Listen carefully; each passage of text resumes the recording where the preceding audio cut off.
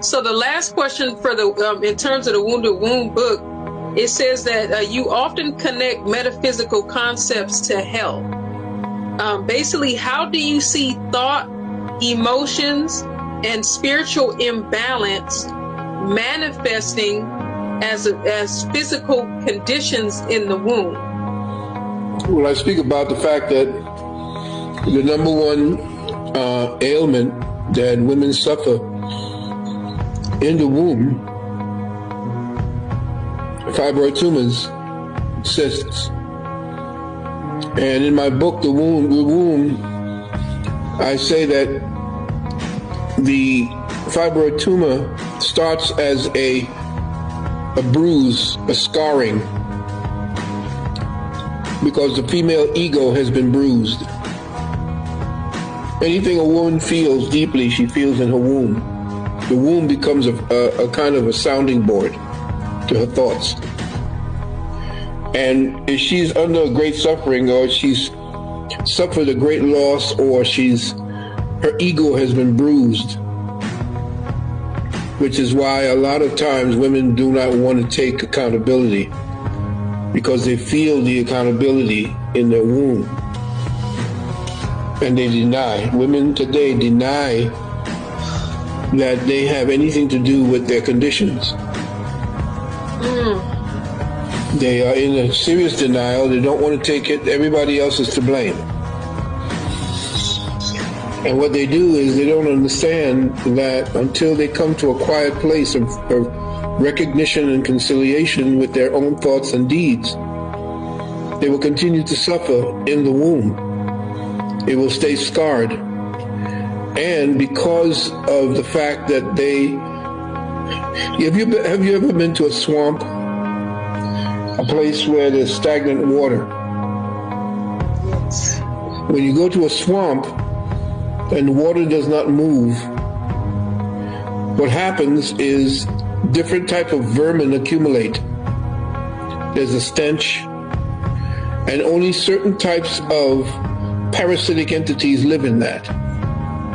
Well, think about the fact that certain emotions and certain denials are the non-movement of certain energy patterns that accumulate in one place. Now you have a specific type of thought that is based in denial, based in pain when you think about it, and you eat certain foods in order to quell that feeling. These foods usually are not the best foods.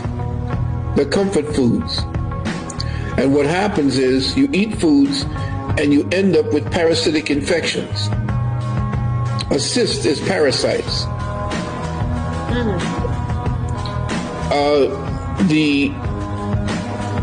Dealing with the cancer is parasites.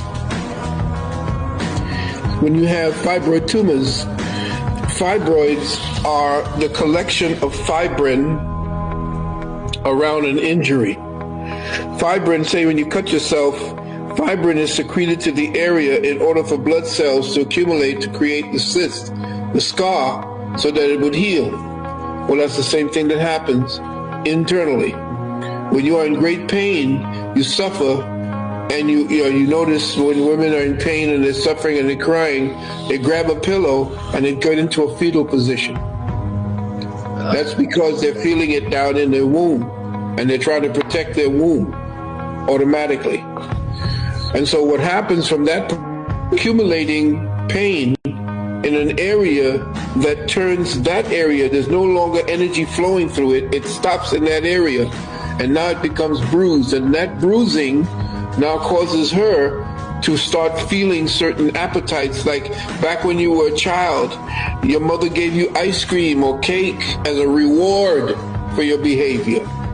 So what happens? You automatically kick back to that, and you need the comfort of what you knew did not, you were rewarded. You want to reward yourself now in pain.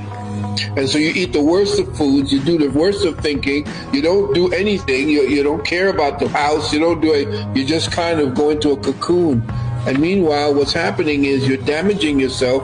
You go and eat the wrong foods. Parasites accumulate because you can't get rid of. You're constipated by your own emotions. And everything now begins to dovetail into that disease. So physical conditions begin to come based upon your thinking process. And a lot of our sisters go up online today. They don't want to take accountability. They hate everything, especially the authority of good men. If you don't have a certain amount of credentials, up to now, I think there was 149 different things that a research made when they asked women, what is it that's required of men? There were 149 things that women said. What in the hell no man can ever think about fulfilling any of those. When they asked the men, there were three things they wanted: peace, the love of a good woman, and her ability to cook. You got to remember that men are very simple. There's nothing, just a pat on the head, appreciation, and we're good. But you, as a woman, you need everything to happen consistently. You need the chaos in order to feel. You love the feeling of your emotions, which is good, because that's good, but you have made it so that your emotions now have become toxic. And those emotions turned onto themselves begin to create your diseases.